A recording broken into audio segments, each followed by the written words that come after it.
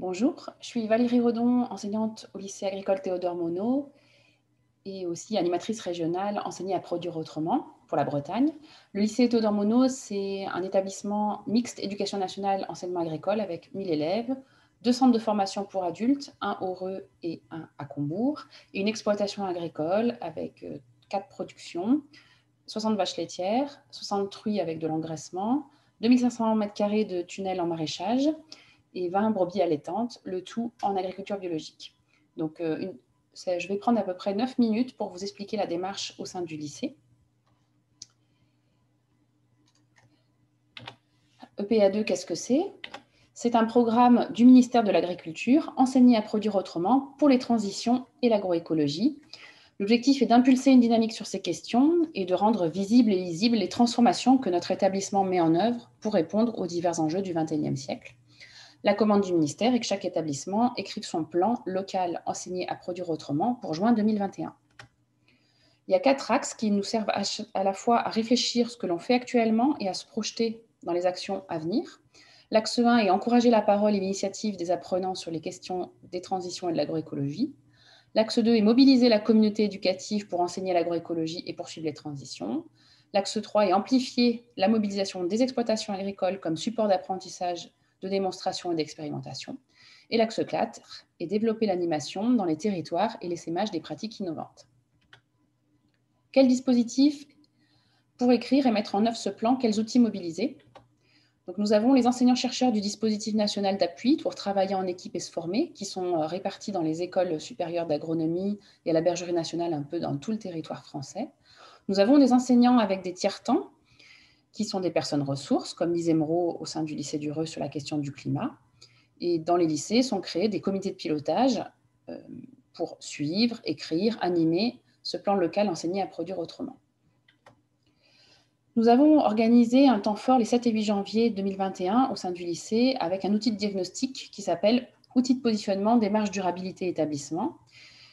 C'est un outil pour s'auto-évaluer. Nous avions 4 réunions d'environ 1h30 avec 18 questions à analyser. Un animateur de la Bergerie nationale, Christian Pelletier, qui connaît bien l'outil pour animer les réunions. Une trentaine de personnes ont participé, dont 4 élèves et co-délégués. Donc, pour s'auto-évaluer, nous avions des niveaux de 0 à 4. Le niveau 0 est la question ne fait pas sens, ce n'est pas prise en compte au sein de l'établissement. Au fur et à mesure qu'on augmente dans les niveaux, on passe d'actions correctives à des actions plus cohérentes et plus pensées pédagogiquement. Et au niveau 4, on a des modes de fonctionnement, des pratiques pédagogiques qui ont été reconsidérées et ont changé les métiers, mais aussi les apprentissages, les savoirs construits avec les apprenants et une relation au territoire qui s'est enrichie avec des apprenants qui sont en capacité de diagnostiquer des situations complexes et d'apporter des hypothèses. Donc voici le résultat de notre diagnostic. Donc, plus l'araignée est large et plus nous nous sommes bien auto-évalués. Donc, sur les questions de pilotage et gouvernance, qui sont les questions 1 à 5, nous avons questionné le fait que le développement durable et l'éducation au développement durable étaient au centre du projet d'établissement et de notre culture professionnelle partagée. Donc, en 1, on a plutôt répondu ici à cette question que justement, on n'avait pas une grande culture partagée et des temps pour se redire ensemble ce que l'on voulait mettre dans le développement durable, ce qu'on ne voulait pas y mettre dans l'agroécologie et les transitions. Et la question 5 est la question de l'évaluation qu'on pratique de manière sectorielle, par exemple sur l'exploitation agricole, mais pas globalement sur l'établissement, l'évaluation de la durabilité.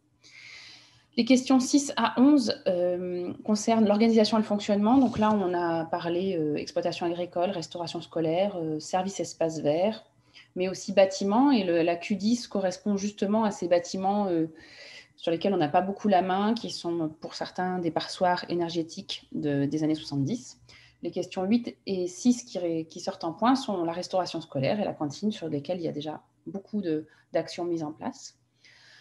La question 12 à la question 14, nous avons analysé notre ancrage territorial, à savoir si nous apportons au territoire une construction de projets communs et si nous participons aux différents projets de territoire et avec quel partenariat plus ou moins solide.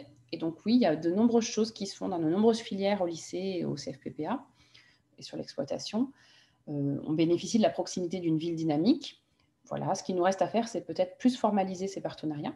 Et sur éducation, formation, métier, des questions 15 à 18, nous étions moins nombreux.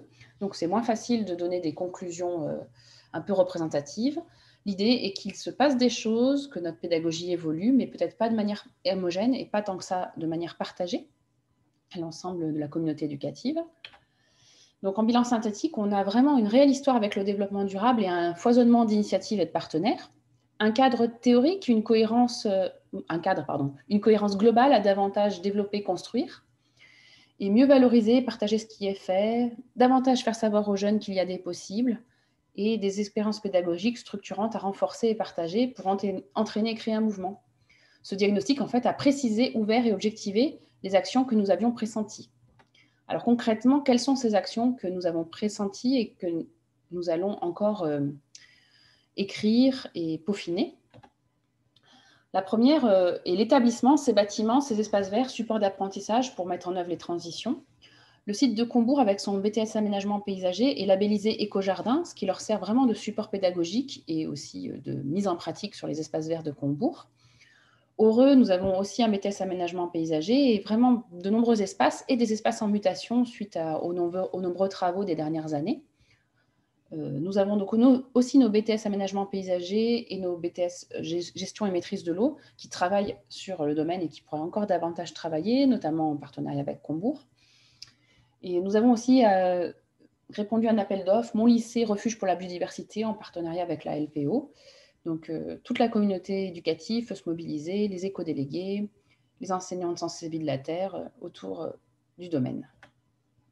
Notre exploitation bio est toujours en transition vers l'agroécologie, oui, parce qu'on peut toujours continuer à questionner le système, l'améliorer, l'optimiser. On a une expérimentation bien-être animal sur un projet d'arrêt de la castration des porcelets biologiques. Donc, c'est le projet Farinelli, en lien avec de nombreux partenaires, qui pourrait aussi intéresser nos élèves en classe de philosophie qui réfléchissent au lien homme-animal. Et puis, les circuits courts, qui sont déjà nombreux, donc 2 marchés par semaine, on consomme du lait et des légumes à la cantine, bientôt aussi du porc charcutier, mais voilà, est-ce qu'on peut augmenter cette consommation de viande en circuit court, par exemple, qui est un petit peu plus compliquée que celle de légumes. Et puis, on peut continuer à interroger nos dépendances au soja, nos dépendances à la paille, à l'eau, au plastique. Ce qui nous réunit tous, c'est le service restauration et son plan alimentaire durable pour une alimentation locale de qualité et plaisante dans notre tout nouveau self qui a été inauguré l'an dernier, très agréable. Ici, on voit une photo de la légumerie avec Karine qui prépare les légumes de l'exploitation. On rappelle 6000 litres de lait consommés pour la cuisine et toute une équipe de restauration qui travaille autour de l'alimentation locale, la recherche de produits locaux, durables, biologiques ou labels. Et puis, des actions aussi autour du gaspillage alimentaire. Là, on voit des élèves en train de trier les déchets pour ensuite faire des pesées en lien avec l'association Au goût du jour. Et notre secrétaire général, Charles Zimbert, et notre chef cuistot, Rémi Le Bourris, qui participent tous les jours à ce plan alimentaire durable et ce bien manger. Notre quatrième action serait autour du changement climatique et des évolutions sociétales et de l'évolution sociétale qui l'accompagne. Donc, en interrogeant notre assiette et en travaillant avec nos différents étudiants, élèves, apprenants sur notre assiette de demain, son empreinte écologique. Notre agriculture, ici des BTS Axes avant le Covid, avant les masques, en train de présenter des diagnostics énergie au Forum Climat-Énergie. Et puis aussi nos déplacements qui peuvent être questionnés, davantage de covoiturage, plus de mobilité douce et comment on entraîne toute une communauté vers ces pratiques. Et enfin, notre dernière action serait autour de faire savoir que des possibles existent à travers la pédagogie en cours et en dehors des cours. L'idée, c'est que quand il y a une action, il faudrait penser la communication et inscrire cette communication dans l'action pour que chacun puisse comprendre et voir tout ce qui se passe. Mobiliser les différents éléments que l'on peut mobiliser pour les jeunes, comme le foyer et tout cet espace de dialogue qui s'ouvre à eux, et pour qu'ils puissent partager leurs initiatives et même prendre des nouvelles initiatives auxquelles les adultes n'ont pas forcément pensé. Donc, voilà, nos 5 actions vont être encore interrogées à la lumière de 4 axes. Elles vont être écrites. On va consulter les différentes personnes au sein de l'établissement pour pouvoir... je vais me remettre ma tête pour vous dire au revoir. Les différentes personnes au sein de l'établissement pour donner vie à ces actions. Si vous voulez en savoir plus sur EPA2 et différents outils, il y a beaucoup de choses sur le site internet Chlorophylle. Et voilà, je vous remercie de votre écoute. Et quant à nous, nous allons continuer pour l'écriture de notre plan. Merci beaucoup. Au revoir.